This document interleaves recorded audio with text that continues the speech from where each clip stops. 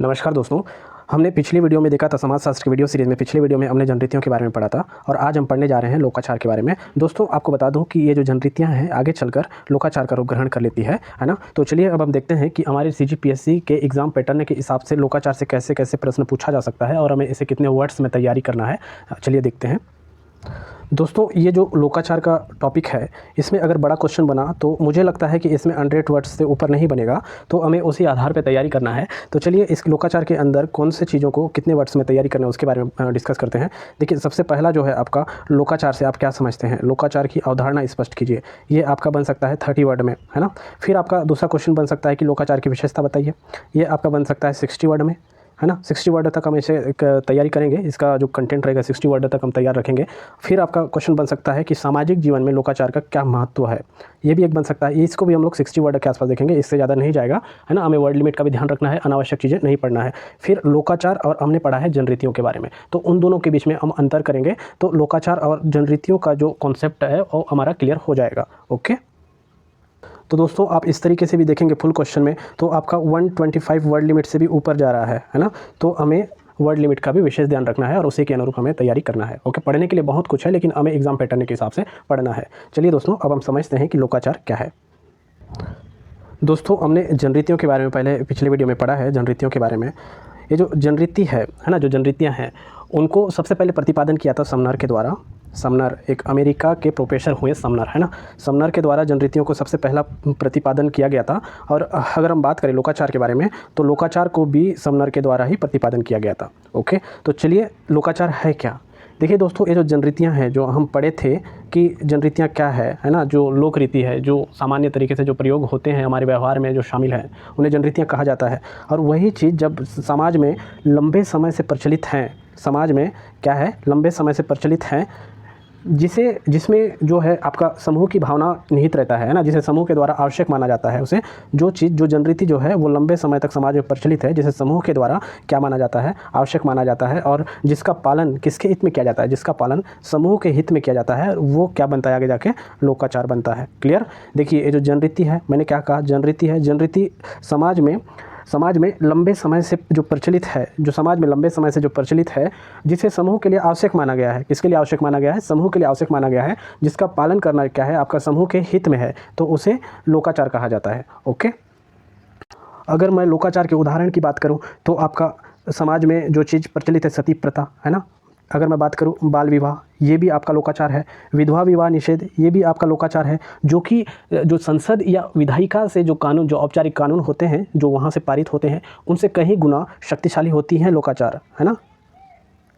और इनका उल्लंघन करने पर समाज के द्वारा कठोर दंड का प्रावधान किया गया है। क्लियर है दोस्तों।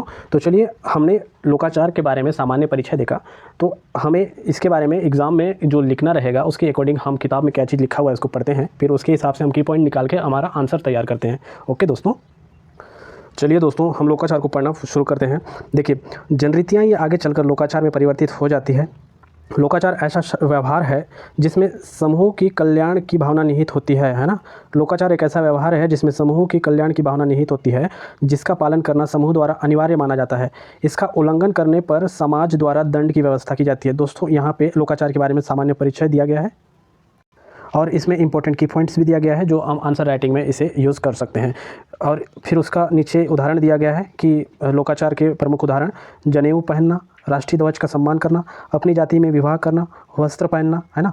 निकटा भी गमन निषेध है। निकटा भी गमन निषेध है कहने का मतलब है कि जो निकट संबंधी हैं उनके मध्य कुछ रिश्तों को मनाही किया जाता है, जैसे कि भाई और बहन में शादी नहीं कर सकते, है ना।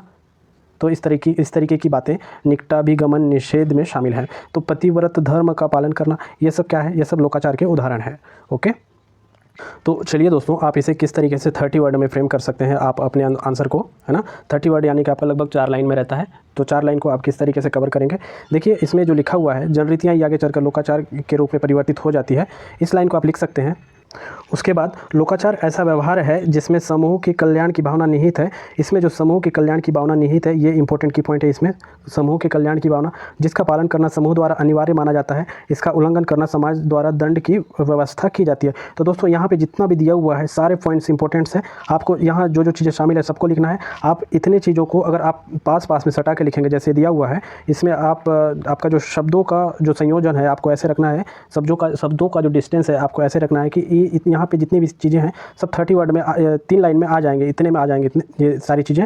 और उसके बाद आपको जो लास्ट लाइन बचता है उसमें आप दे सकते हैं उदाहरण, है ना। लोकाचार के प्रमुख उदाहरण में आप लिख सकते हैं जनेऊ पहनना, ऐसे शब्दों को भी आप लिख सकते हैं। निकटा भी गमन निषेध, है ना, अच्छा रहेगा। अपनी जाति में विवाह करना, वस्त्र पहनना, ये सब क्या है, ये सब लोकाचार हैं। तो आप उदाहरण के रूप में चौथे लाइन में लिख सकते हैं। तो इस तरीके से आपका 30 वर्ड इसमें कंप्लीट हो जाता है। अगर मान लो यही चीज़ 60 वर्ड में पूछा तो आपका 60 वर्ड में यही चीज़ पूछता है तो आपका ये जो 30 वर्ड में आप लिखे हैं इसको एज इट इज़ उतार देंगे और नेक्स्ट जो आपका 30 वर्ड रहेगा उसको आप विशेषताओं से कवर कर सकते हैं। जैसे हम नेक्स्ट देखेंगे लोकाचार की विशेषताओं के बारे में, तो यहाँ पे जो की पॉइंट्स है इन तमाम की पॉइंट्स को आपको आगे एक्सटेंड करने आना चाहिए, तो आपका 60 वर्ड में कवर हो जाएगा। क्लियर है दोस्तों। तो चलिए अब हम 30 वर्ड के लायक तो हमने देख लिया। अब हम देखेंगे कि लोकाचार की विशेषताएं क्या क्या हैं, उन विशेषताओं को समझते हैं। इसमें सिर्फ की पॉइंट लिखा गया है, मैं आपको समझने की दृष्टि से उनका व्याख्या करते जाऊँगा, है ना। जितना आपको आप समाजशास्त्र में, आप समाजशास्त्र के टॉपिक में जितना समझ विकसित करेंगे आपके लिए उतना ही बेहतर है ना। दोस्तों इसमें सबसे पहला जो विशेषता दिया हुआ है स्वतः विकास। तो स्वतः विकास कहने का आशा है कि कानून की बातें किसी संगठन विशेष द्वारा निर्माण नहीं होता है इसका, है ना। संसद या विधायिका में जो कानून पारित होता है उसके द्वारा निर्माण नहीं होता है। इसमें क्या होता है, जो चीज़ समाज में पहले से प्रचलित है, जो जनरीतियाँ प्रचलित है, वो आगे धीरे धीरे लोकाचार का रूप धारण कर लेती है, जैसे हमने परिभाषा या उसके सामान्य परिचय में पढ़ा है। फिर आता है आपका रूढ़िवादी या अनुदार प्रवृत्ति। रूढ़िवादी या अनुदार प्रवृत्ति, देखिए इसमें क्या होता है, समूह कल्याण की भावना निहित होती है, यानी कि पूरा समाज में लागू होती है ना लोकाचार, तो इस वजह से समूह कल्याण की भावना निहित होती है। तो जो समूह है वो क्या चाहता है, इसमें परिवर्तन नहीं चाहता है ना, इसमें बिल्कुल भी परिवर्तन नहीं चाहता है, स्थिति को ही बनाए रखना चाहता है। यहाँ पे मतलब जो चीज़ इसमें रूढ़ी जो प्रथा है, जो चीज़ लोकाचार में जो बना हुआ है उसको यथास्थिति जो चीज़ें हैं उनको बना के रखना चाहता है ना। वैधानिक प्रयत्न के बाद भी जो नियम कानून बने हैं संसद वगैरह में, तो उनके बाद भी लोकाचार को रोकने में असफल हुए हैं, है ना। जैसे अगर हम बात करें उदाहरण स्वरूप अगर हम बात करें जैसे बाल विवाह के बारे में, तो क्या बाल विवाह से संबंधित इतने सारे कानून बने हैं लेकिन समाज में आज भी कहीं ना कहीं इसका रूप हमें देखने को मिलता है, वो लोकाचार का उदाहरण है ना। तो दहेज प्रथा की अगर हम बात करें तो दहेज प्रथा निषेध से संबंधित अधिनियम काफ़ी सारे बने हुए हैं, फिर भी गैर कानूनी होते हुए भी, लेकिन समाज में ये चीज़ इतना प्रभावशाली है कि आज भी कहीं ना कहीं हमें देखने को मिलता है। तो इस तरीके दोस्तों ये जो लोकाचार का जो प्रयोग है देखने को मिलता है, लेकिन इसका तात्पर्य यह नहीं है कि उनमें परिवर्तन ही नहीं होता है, परिवर्तन होता है, लेकिन इसकी जो प्रवृत्ति है वो अनुदार प्रवृत्ति की है और रूढ़िवादी प्रवृत्ति की है। ओके। फिर दोस्तों नेक्स्ट पॉइंट इसमें दिया हुआ है स्वाभाविक के बारे में। जो ये लोकाचार जो होता है स्वाभाविक होता है। स्वाभाविक कहने का मतलब है कि समाज में लंबे समय से स्थापित होती है ना। इसमें जो समनर हुए हैं, समनर जिन्होंने लोकाचार के बारे में कहा है, उन्होंने क्या कहा है कि लोकाचार जो है हमें अतीत के द्वारा प्राप्त होता है, अतीत के द्वारा प्राप्त होता है तथा प्रारंभ से ही लोकाचार के मध्य जीवन व्यतीत करने के कारण अत्यधिक स्वाभाविक प्रतीत होते हैं। तो इसीलिए अतीत के द्वारा हमें प्राप्त होता है, तो प्रारंभ से हम लोकाचार को ग्रहण करते हैं, उसे हम अपने लाइफ स्टाइल में शामिल करते हैं, तो इस वजह से हमें स्वाभाविक नज़र आता है। तो यही चीज़ इसमें कहा गया है कि लोकाचार जो है स्वाभाविक प्रवृत्ति का है।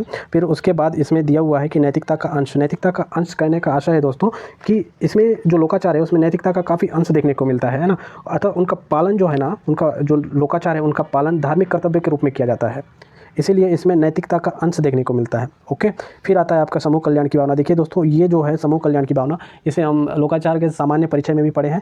ये जो है आपका पूरे समाज में या समुदाय में लागू होता है, तो इस वजह से इसमें समूह कल्याण की भावना निहित होती है ना। तो ऐसे आप समझ सकते हैं कि पूरे समाज की बात होती है, पूरे समाज में लागू होती है, इस वजह से इसमें समूह कल्याण की भावना निहित होती है। साथियों लोकाचार का अगला विशेषता है अनौपचारिक सामाजिक प्रतिमान। अनौपचारिक सामाजिक प्रतिमान से आशय है कि लोकाचार का निर्माण करने एवं पालन कराने वाला कोई विशिष्ट औपचारिक संगठन नहीं होता है या विशिष्ट औपचारिक संस्था नहीं होता है। समाज में जो व्यक्ति है तो उनके द्वारा लोकाचार का पालन करना दायित्व समझा जाता है।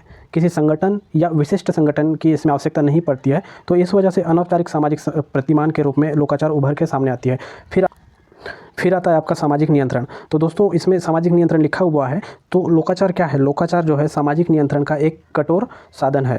सामाजिक नियंत्रण का एक कठोर साधन है। इसमें क्या होता है, इसमें जनमत का दबाव, जनमत का प्रेशर बहुत ज़्यादा रहता है ना, जनमत का इसमें दबाव रहता है और इसकी आलोचना करने पर समाज की ओर से कठोर दंड मिलता है। ओके। और उल्लंघन करने का किसी का साहस नहीं होता है और यह एक बेहतर सामाजिक नियंत्रण के रूप में उभर कर हमारे समाज में आता है। ओके। दोस्तों अगला विशेषता है कि समूह द्वारा अपेक्षित व्यवहार। समूह द्वारा अपेक्षित व्यवहार कहने का आशय है कि प्रत्येक समूह अथवा समाज अपने सदस्यों एवं विशिष्ट प्रकार का व्यवहार करने की अपेक्षा करता है। जैसे कि अगर हम बात करें कि प्रत्येक समाज अपने सदस्यों से यह आशा करता है कि वे अपने शरीर को ढके, यानी कि वस्त्र पहने। तो इस तरीके की चीज़ों को समूह द्वारा अपेक्षित किया जाता है, समाज के द्वारा अपेक्षित किया जाता है कि लोकाचार में ये सब चीज़ें हैं, है ना।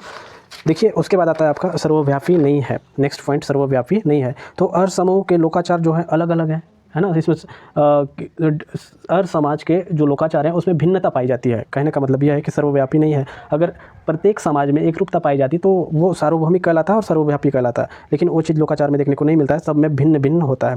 कानून से ज़्यादा प्रभावी है। जैसा कि हमने देखा कि कानून जो संसद या विधायिका में जो नियम बनता है, जो औपचारिक नियम बनता है, उनसे ज़्यादा प्रभावशाली है लोकाचार। दोस्तों कानून से ज़्यादा प्रभावी है, इस चीज़ में मैं आपको एक चीज़ बता दूं, इसमें किसी प्रकार का राज्य, है ना, राज्य न्यायालय या पुलिस, जेल या गुप्तचर विभाग की शक्तियाँ नहीं होती है। फिर भी इसका प्रभाव दबाव या कानून से कई गुना अधिक होती है ना। और पालन, इसका जो पालन है वो स्वयं जो समाज के प्रत्येक व्यक्ति के द्वारा सिपाही के रूप में किया जाता है। क्लियर। तो इससे बचकर कानून की अवहेलना, देखिए हम लोकाचार से नहीं बच सकते, हम कानून की अवहेलना कर सकते हैं, किंतु समाज की अवहेलना करके लोकाचारों का उल्लंघन करना बहुत कठिन है, क्योंकि लोकाचारों की प्रवृत्ति जो है बहुत शक्तिशाली होती है ना।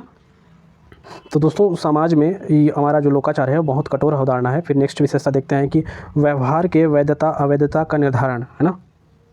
दोस्तों ये जो लाइन है आपका कहना ये चाह रहा है कि लोकाचार के द्वारा ही मापदंड तय किया जाता है, कि लोकाचार के जो अनुरूप हैं वहाँ पे जो चीज़, जो नियम है उसके अनुरूप जो चीज़ें हैं तो वो सही है और वो वैध है। अगर उसके विपरीत है, लोकाचार के विपरीत है, तो वो क्या है, वो गलत है और अवैध है। तो इसमें वही चीज़ को कहा गया है कि व्यवहार के वैधता अवैधता का निर्धारण कौन करता है, लोकाचार करता है। ठीक।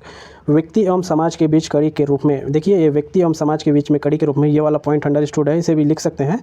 और ये देखिए दोस्तों हमने लोकाचार की विशेषताओं के बारे में जाना, है ना। लोकाचार की विशेषताओं को आप 60 वर्ड में लिख सकते हैं। इसमें जो इतने सारे पॉइंट्स हैं, सारे पॉइंट्स को आप पॉइंट 1, फिर अगर पॉइंट यहाँ खत्म हो जाता है यहाँ से पॉइंट 2 करके आप लिख सकते हैं। लेकिन दोस्तों अगर आप बीच में ऐसे पॉइंट 2 करके लिख रहे हैं तो ध्यान रखिएगा कि आपका जो नेक्स्ट जो उसके जस्ट नीचे का पॉइंट है इसी की सीध में आए तो बेहतर है। तो यहाँ पे आप तीसरा पॉइंट लिखेंगे तो यहाँ पे आपका चौथा पॉइंट होना चाहिए। यहाँ आपका जैसे पाँचवा पॉइंट आएगा तो यहाँ इसके सीध में छठवां पॉइंट होना चाहिए। तो आपका जो आंसर है उसमें एक रूपता दिखेगा और पढ़ने में भी आसानी होगी, जांच करने वाले को भी अच्छा लगेगा उसमें, है ना।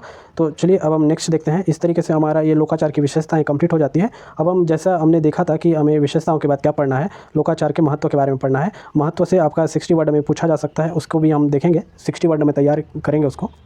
देखिए दोस्तों इसमें लोकाचार के महत्व के बारे में दिया हुआ है, तो इन तमाम पॉइंट्स को आप लिख सकते हैं। जैसे कि हम लोकाचार के सामान्य परिचय और उसकी विशेषताओं को समझे हैं, तो उसको समझने के बाद हमें महत्व से संबंधित जो की पॉइंट है उन्हें समझने की आवश्यकता तो नहीं पड़ना चाहिए। फिर भी हम पढ़ते हैं कि क्या लिखा है। लोकाचार समाज में नियंत्रण रखने का कार्य करती है, तो इसे भी लिख सकते हैं, ये स्पष्ट है लाइन, है ना। तो लोकाचार द्वारा आवश्यकताओं की पूर्ति में आने वाली बाधाओं को दूर किया जा सकता है, इस लाइन को भी लिख सकते हैं। लोकाचार हमारे तथा दूसरों के व्यवहार के बारे में भविष्यवाणी करने की क्षमता प्रदान करती है, जिससे हम जीवन में सुरक्षा एवं व्यवस्था का अनुभव करते हैं। देखिए दोस्तों समाज के बारे में, जैसा स्वरूप के बारे में पता चलता है, समाज के स्वरूप के बारे में, और लोकाचार विद्यमान है तो भविष्यवाणी करने में भी हमें आसानी होगी, भविष्यवाणी करने में भी हमें सरलता होगी। तो इसमें वही चीज़ को कहा गया है। लोकाचार हमारे अधिकांश निजी व्यवहारों को निश्चित करते हैं, है ना। वे समाज के सदस्यों को एक विशेष प्रकार का व्यवहार करने को साध्य करते हैं और कुछ व्यवहारों को करने पर रोक लगाते हैं। आप इतना लंबा चौड़ा ना लिख कर कितना भी लिखेंगे तो आपका एक महत्व में काम बन जाएगा कि लोकाचार हमारे अधिकांश निजी व्यवहारों को निश्चित करते हैं। ओके। फिर नेक्स्ट आता है कि लोकाचार सामाजिक सुदृढ़ता के संरक्षक हैं, तो ऐसे की पॉइंट्स को ध्यान में रखिएगा। सामाजिक सुदृढ़ता के संरक्षक हैं। लोकाचार सामाजिक कल्याण का कार्य करते हैं, है ना। लोकाचार नवीन पीढ़ी को समाज की कार्य विधियों का ज्ञान कराते हैं तथा उनके सामाजिकरण में योग देते हैं। लोकाचार समाज में मूल्यों और नैतिकता को प्रोत्साहन देते हैं। दोस्तों लोकाचार के महत्व को मैंने यूं ही पढ़ दिया क्योंकि इसको समझने की आवश्यकता नहीं है। आप यहाँ के की पॉइंट्स को ध्यान में बैठाइएगा और अपने आंसर राइटिंग में डायरेक्ट लागू कीजिएगा। ओके। वैसे लोकाचार के महत्व से पूछे जाने का चांस बहुत कम है। यहाँ से क्या है, जैसे कि लोकाचार से आप क्या समझते हैं, उनकी विशेषताओं के बारे में बताइए। और आपका लोकाचार और जनरीतियों में अंतर, लोकाचार और जनरीतियों में अंतर दोस्तों आपका 2015 और 2017 के पीएससी में पूछा जा चुका है, वो बहुत इंपॉर्टेंट है। तो चलिए लोकाचार और जनरीतियों में क्या अंतर है, आइए हम उसे स्पष्ट करते हैं। तो चलिए दोस्तों अब हम पढ़ना शुरू करते हैं। जनरीति और लोकाचार में अंतर, ये आपका 60 वर्ड में पूछा जाने लायक प्रश्न है। ये आपका 2015 में पूछा गया है, 2017 में पूछा गया है और आगे भी पूछा जाने की संभावना है इसमें। देखिए सबसे पहला इसमें अंतर क्या है, जनरीति समाज में व्यवहार के सामान्य नियम है, जबकि लोकाचार अधिक आवश्यक माना गया है। देखिए इसमें व्यवहार में सामान्य नियम है, लेकिन जो लोकाचार है वो आवश्यक नियम माना गया, अधिक आवश्यक माना गया समाज में। ये चीज़ आपका पहला अंतर हमारे सामने स्पष्ट होता है। जनरीति और लोकाचार में उचित अनुचित के भेद के आधार पर भिन्नता पाई जाती है, इसको भी लिख सकते हैं, है ना। ये भी काफ़ी अच्छा डिफरेंट है, इसमें अंतर है इसमें। फिर आपका नेक्स्ट लाइन क्या कह रहा है, जनरीतियों के से लोकाचार का विकास होता है, जबकि इसके विपरीत ऐसा नहीं होता है कि लोकाचार से भी जनरीति का विकास हो। ये भी आना चाहिए लाइन, है ना। जनरीति में लोकाचार की अपेक्षा तेज़ी से परिवर्तन के मामले में क्या है, जनरीति में क्या है, तेज़ी से परिवर्तन होता है, जबकि लोकाचार में परिवर्तन धीमी गति से होता है। ये भी आपका बेसिक अंतर है। जनरीतियों की संख्या अधिक होती है, देखिए सामान्य व्यवहार है, इस वजह से जनरीतियों की संख्या अधिक होती है, और ये अधिक आवश्यक व्यवहार है, इसलिए लोकाचार की संख्या जो है कम होती है। ओके, जनरीतियों के उल्लंघन पर सामान्य दंड की व्यवस्था की प्रावधान है, जबकि लोकाचार के उल्लंघन पर कठोर दंड की व्यवस्था है। ओके, तो इस तरीके से आपका जो मेन अंतर है हमारे सामने निकल के सामने आ रहे हैं। फिर आपका लास्ट है, इसमें जनरीति मुख्यतः व्यक्ति के व्यवहार से संबंधित है, जबकि लोकाचार की प्रकृति जो है सामूहिक होती है, इसमें समूह कल्याण की भावना होती है, इसे भी लिख सकते हैं। तो यहाँ पे जो मैं फ्रेम किया हूँ इसमें जनरीति और लोकाचार में अंतर, तो ये लगभग 60 वर्ड से ऊपर है, लेकिन 60 वर्ड से ऊपर नहीं पूछेगा, इस चीज़ को याद रखिएगा। तो आपको उसमें 60 वर्ड में पूछा तो कौन से पॉइंट को लिखना है, कौन से पॉइंट को नहीं लिखना है, ये आपके विवेक के ऊपर निर्भर करता है। ओके दोस्तों, तो चलिए दोस्तों, आज का जो टॉपिक है लोकाचार, काफ़ी इंपॉर्टेंट टॉपिक है, इसे हम यही समाप्त करते हैं। यहाँ से कौन कौन से प्रश्न पूछा जा सकता है ना, कितने वर्ड्स में पूछा जा सकता है प्रश्न, उसके बारे में हमने डिस्कस किया। तो हमने आज के जो टॉपिक है उसमें पढ़ा है कि लोकाचार क्या है ना, लोकाचार क्या है, लोकाचार की विशेषता बताई है, फिर लोकाचार के महत्व के बारे में समझा है हमने, फिर उसके बाद हमने पढ़ा है लोकाचार और जनरीति में अंतर। ये आपका क्वेश्चन पूछने का पैटर्न है दोस्तों, इससे बाहर क्वेश्चन नहीं पूछा जाएगा और इससे ज़्यादा पढ़ने की आवश्यकता भी नहीं है। तो चलिए लोकाचार को हम यहीं समाप्त करते हैं।